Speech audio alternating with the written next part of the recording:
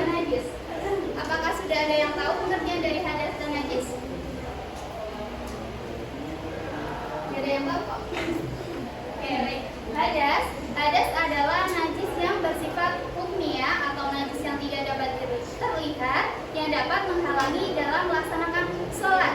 Sedangkan najis adalah sebuah benda yang bersifat kotor yang dapat menghalangi dalam melaksanakan ibadah atau pelaksanaan sholat. Nah, kenapa menghalangi dalam melaksanakan sholat? Karena syarat sah sholat adalah suci dari hadas dan najis. Nah, dari najis ini ada dua sifat, yaitu sebuah benda dan kotor. Kenapa perumpamakan benda? Karena agar dapat membedakan dari hadas dan najis. Kemudian ke macam-macam hadas. Nah, hadas ini digolongkan menjadi dua. Ada yang tahu apa? Hadas besar dan kecil. Hadas kecil adalah hadas yang dapat membatalkan wudu. Contohnya buang angin, buang air kecil, buang air besar. Nah, gimana cara mensucikannya? Cara mensucikannya cukup dengan berwudu. Kemudian hadas besar. Nah, hadas besar ini adalah hadas yang mewajibkan untuk mandi besar. Contohnya junub, haid, nifas. Nah, gimana cara mensucikannya? Cara mensucikannya dengan mandi atau bertayamum jika tidak ada air dengan niat menghilangkan hadas besar. Kemudian masuk ke macam-macam najis. Sebelum masuk ke macam-macam najis, kita perlu tahu dulu nih apa benda-benda yang tergolong najis. Ada yang tahu benda-benda yang tergolong najis? Ya, darah, haid, terus nanah, kotoran binatang, kotoran manusia, arak atau hamar. Nah, itu contoh-contoh benda yang tergolong najis. Kemudian macam-macam najis. Najis itu terbagi menjadi tiga.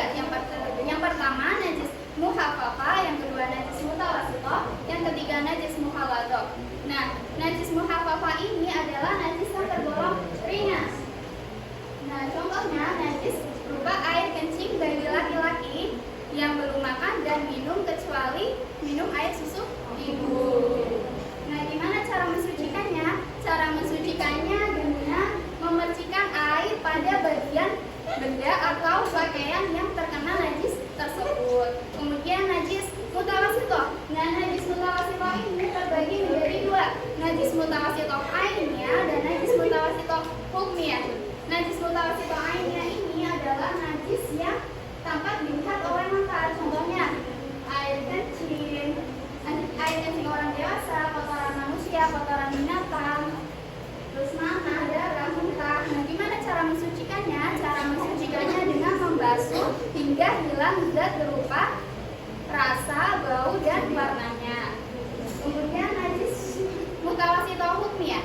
Nah, najis mutawassithah hukmiyah ini adalah najis yang tidak dilihat oleh mata. Contohnya air kencingnya sudah kering. Gimana cara mensucikannya? Cara mensucikannya dengan membasuh sekali saja tanpa harus mencuci seluruhnya.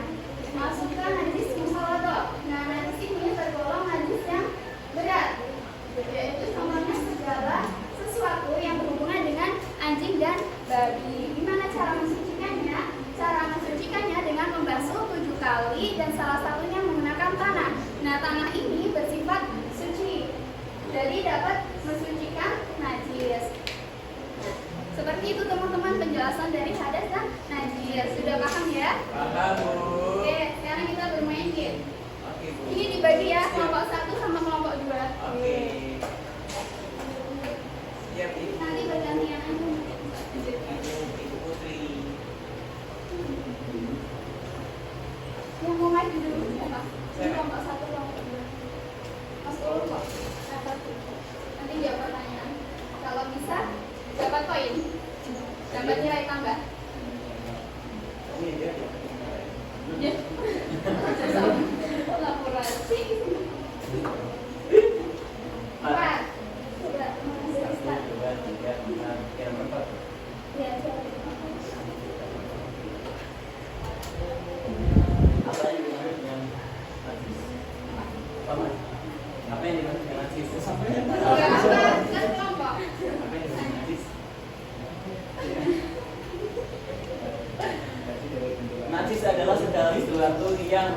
mampu merusak sholat. Ini membuat sholat ataupun perbuatan ibadah itu tidak sah. Gitu.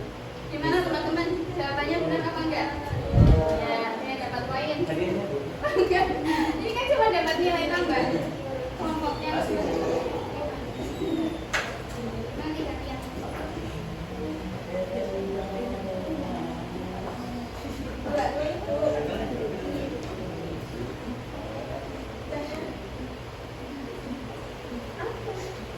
Jawabannya Apa yang dimaksud dengan hadas? Hadas adalah najis yang bersifat umumnya yang dapat menghalangi dalam melaksanakan ibadah.